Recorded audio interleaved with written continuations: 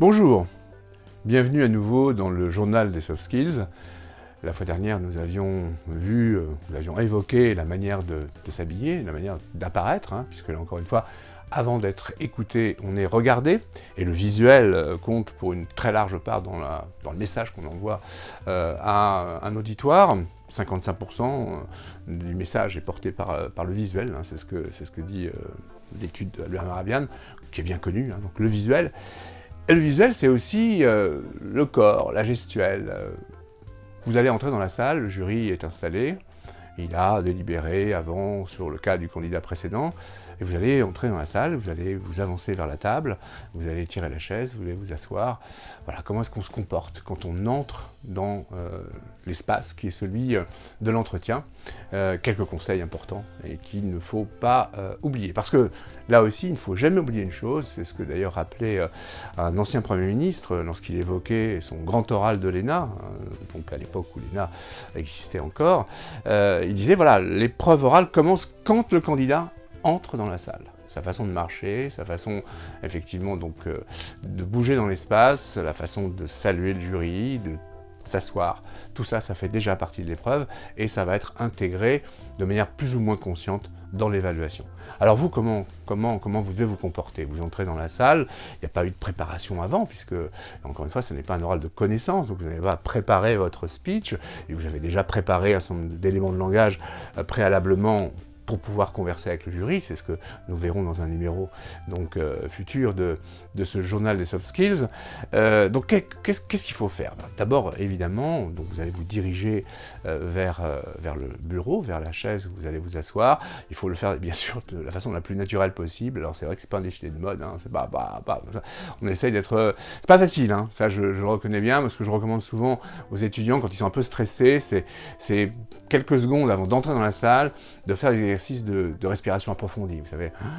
Donc on bloque, et on expire, on essaie vraiment d'évacuer le plus possible donc son appréhension, pas dire son stress, enfin son appréhension. Donc voilà, on essaye de se détendre, d'utiliser ces quelques mètres pour aller vers le bureau pour se détendre, et puis on va s'asseoir. Alors évidemment, on entre dans la salle, on va voir le jury va vous regarder, là aussi, le premier contact est toujours visuel, et ils vont vous regarder, vous allez les regarder, et vous allez leur dire bonjour. C'est la première chose. Il y a beaucoup de candidats qui disent pas bonjour. Pas parce qu'ils sont mal polis, mais parce qu'ils sont peut-être trop émus ou trop angoissés.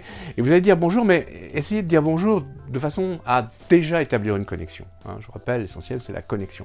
Si vous dites bonjour comme ça, à la cantonade, ou bonjour avec un petit air complètement rétracté, je m'excuse d'être ici, voilà. Donc, bonjour, non, il faut essayer, vous avez un jury composé de 2 ou 3 personnes, vous avez 2 hommes, bonjour messieurs, vous avez une femme, un homme, bonjour madame, bonjour monsieur, vous avez 2 femmes, voilà, vous dédiez vraiment votre bonjour. C'est pas un bonjour, alors vous allez dire, c'est pas non plus une dédicace particulièrement personnelle, donc évidemment, vous ne connaissez pas le nom des gens. Mais déjà, quand on est donc dans un jury où il y a un homme et une femme, et qu'on entend le candidat qui dit « Bonjour madame, bonjour monsieur », on se dit « Tiens, voilà, il est vraiment avec nous ».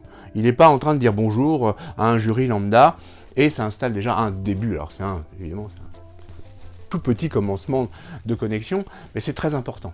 Donc dire bonjour madame, bonjour monsieur, vous approchez de la chaise, et vous attendez qu'on vous convie à vous asseoir. Vous vous asseyez pas tout de suite, comme ça. Et puis si on vous donne pas tout de suite la parole, vous dites pas bon, c'est bon, je peux y aller là, c'est bon, t'es là, on est ensemble. Vous êtes à l'écoute. Et c'est le jury qui va piloter le début, d'accord? Donc vous êtes assis, vous allez vous asseoir, sans tirer la chaise bruyamment, essayez de vous asseoir le plus élégamment possible. Il y a un petit truc aussi, si on est un peu avachi, ça consiste, vous allez probablement avoir donc une veste, donc soit de costume, soit dans un tailleur pantalon.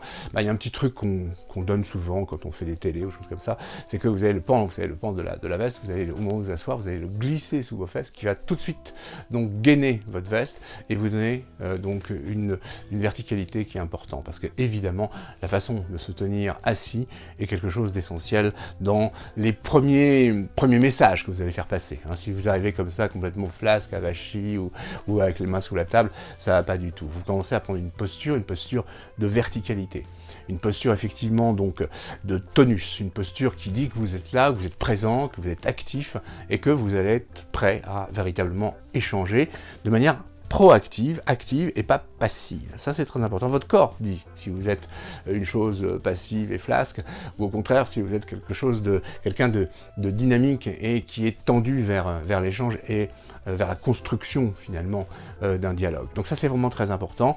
Une verticalité, les mains devant vous, hein, donc posées devant vous, sur la table. On doit toujours voir vos mains, les avant-bras, donc posés sur la table. Vous n'avez pas les coudes sur la table, hein, ça, c'est très mal élevé. Donc on ne s'installe pas comme ça.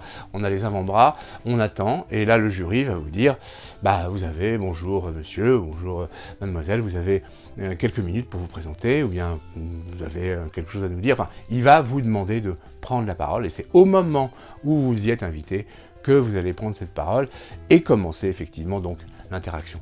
Mais là encore une fois, vous signifiez que vous êtes prêt, que vous êtes à disposition, mais que vous êtes surtout donc vigilant.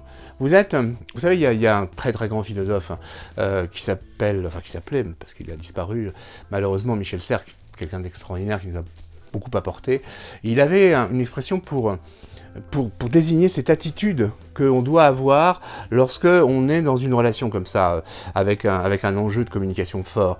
Il appelait ça l'attitude blanche. C'est-à-dire, effectivement, c'est, vous savez, l'attitude du gardien de but.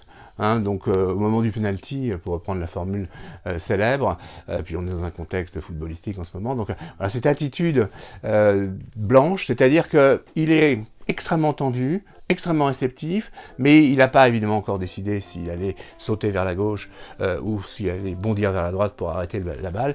Il est effectivement prêt à toutes les opportunités, il est effectivement donc extrêmement vigilant. C'est une attitude de vigilance et de veille. Et bien cette veille-là, on doit la voir briller dans votre œil. Et si on la voit, c'est déjà gagné.